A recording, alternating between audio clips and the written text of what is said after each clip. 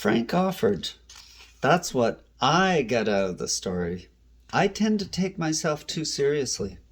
I noticed how Ha changed when he could finally laugh at himself and at what he was doing. No wonder he was called Ha. The group groaned at the obvious play on words. Ha is a way of saying you are laughing. Ha ha ha ha.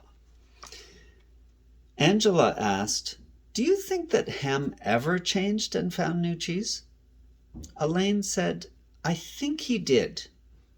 "I don't," Corey said. "Some people never change and they pay a price for it. I see people like Hem in my medical practice. They feel entitled to their cheese. They feel like victims when it's taken away and blame others. They get sicker than people who let go and move on." Then Nathan said quietly, as though he was talking to himself, "I guess the question is, what do we need to let go of and what do we need to move on to?" No one said anything for a while.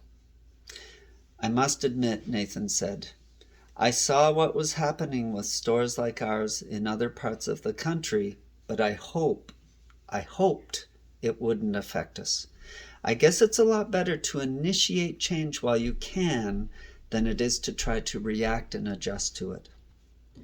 Maybe we should move our own cheese." "What do you mean?" Frank asked. Nathan answered, "I can't help but wonder where we would be today if we had sold the real estate under all our old stores and built one great modern store to compete with the best of them." Laura said, "Maybe that's what Ha meant when he wrote on the wall, 'Savor the adventure and move with the cheese.'" Frank said, "I think some things shouldn't change. For example, I want to hold on to my basic values, but I realize now that I would be better off if I had moved with the cheese a lot sooner in my life." "Well, Michael, it was a nice little story." Richard, the class skeptic, said, "But how did you actually put it into use in your company?" The group didn't know it yet, but Richard was experiencing some changes himself. Recently separated from his wife, he was now trying to balance his career with raising his teenagers.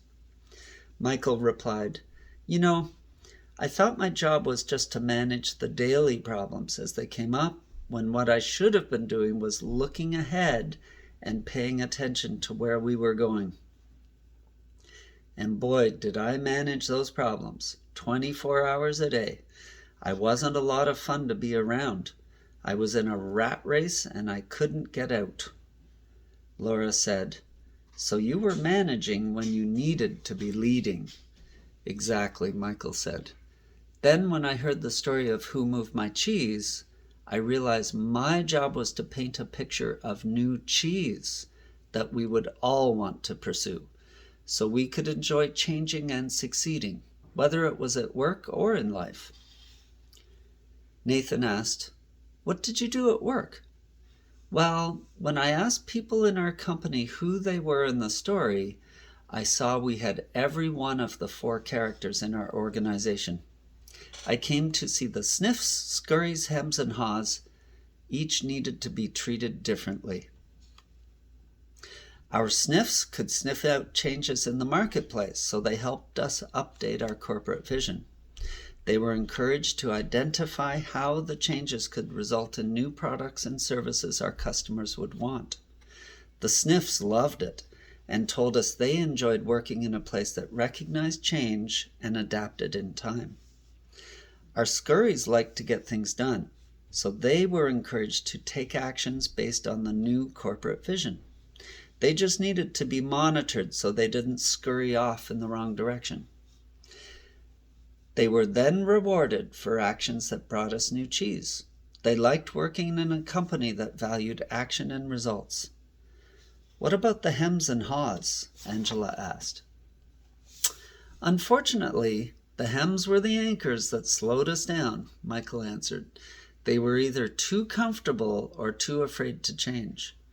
Some of our Hems changed only when they saw the sensible vision we painted that showed them how changing would work to their advantage. Our Hems told us they wanted to work in a place that was safe, so the changes needed to make sense to them and increase their sense of security. When they realized the real danger of not changing, some of them changed and did well.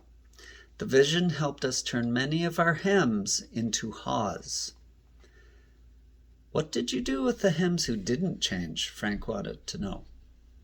We had to let them go, Michael said sadly. We wanted to keep all our employees, but we knew if our business didn't change quickly enough, we would all be in trouble.